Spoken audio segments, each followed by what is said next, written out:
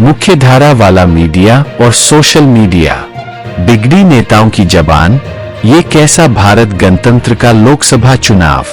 भारत गणतंत्र में लोकसभा चुनावों के चरण जैसे जैसे अंत की ओर आगे बढ़ रहे हैं, चुनाव प्रचार करने वाले नेताओं की जबान और उनका व्यवहार शालीनता और मर्यादा के सभी मानदंडों को लांघकर निचले स्तर पर गिरता जा रहा है।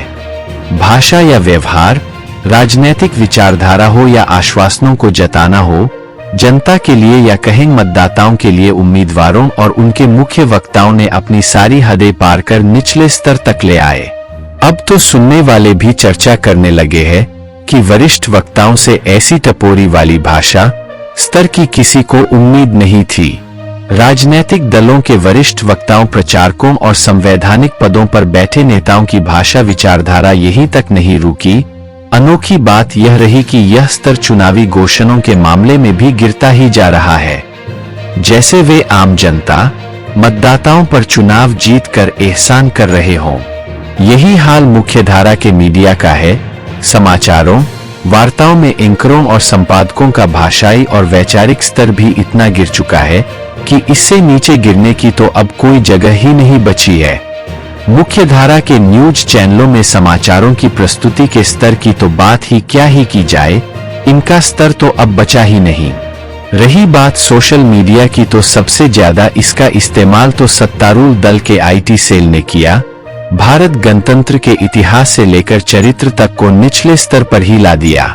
लेकिन इस ही सोशल मीडिया पर कुछ देशभक्तों ने सरकारी अत्याचारों के बाद भी जनता की आवाज को बताने में कोई कोताही नहीं की।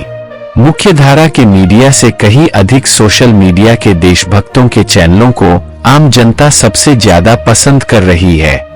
सच्चाई को उजागर कर अपने निष्पक्ष विश्लेषणों के कारण आम जनता सोशल मीडिया के चैनलों को सबसे ज्यादा तवज्जो दे रही है, क्योंकि इनका भाषाई स्तर आज भी स्थिर है और प्रस्तुति का इनका स्तर भी मुख्यधारा के मीडिया से उच्च स्तर का है।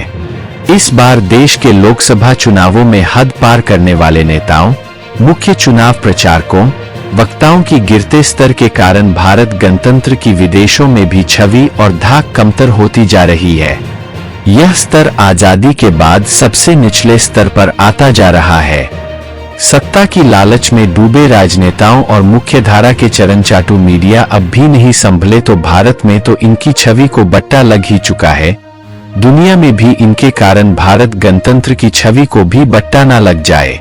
यही हालात रहे तो वे दिन दूर नहीं जब नेता इतिहास बदलने और सत्ता हासिल करने के चक्कर में मुख्यधारा के मीडिया पूंजी जमा करने के लालच में भारत गणतंत्र की जनता को ही राजशाही की तरह लूट खसोट नोच कर सड़कों पर ला देने और फिर मुख्यधारा के संपादकों और मीडिया की प्रस्तुतियों में नंगा नाच करते हुए सब कुछ अच्छा दिखाने का प्रयास किया जाए। जैसे वर्तमान आर्थिक हालातों, गिरते रुपए की स्थिति, बहते दाम सोने और चांदी के, घटते खजाने आम जनता के और बढ़ते खजाने चंद पूंजीपतियों के, खत्म होते छोटे व्यापारी और बढ़ते चंद पूंजीतियों के मॉल बाजार भारत गणतंत्र की स्थितियों को दर्शा रहे हैं। आज हालात यह हो गए हैं कि बड़े बड़े मॉल में पूंजीपतियों की दुकानों पर 15,000 रुपए प्रति माह में युवाओं को नौकरियां करनी पड़ रही है। उस पर एक भी छुट्टी कर ली तो उसका भी पैसा कट जाएगा। आप यही कहेंगे भाई 15,000 तो ज्यादा है, यहाँ तो 9,000 भी पूरे मिल जाएं तो बड़ी बात है। भारत गणतंत्र की जनता से यही उम्मीद है कि वह देश में सरकार को चुने, ना कि बिगड़े बोल वाले राजा नवाब रूपी नेताओं को, जो सत्ता में आने के बाद आज जैसे हालात बना दें और जनता को समझाएं कि देश के राजा तो वे ही है, जनता तो केवल गुलाम है।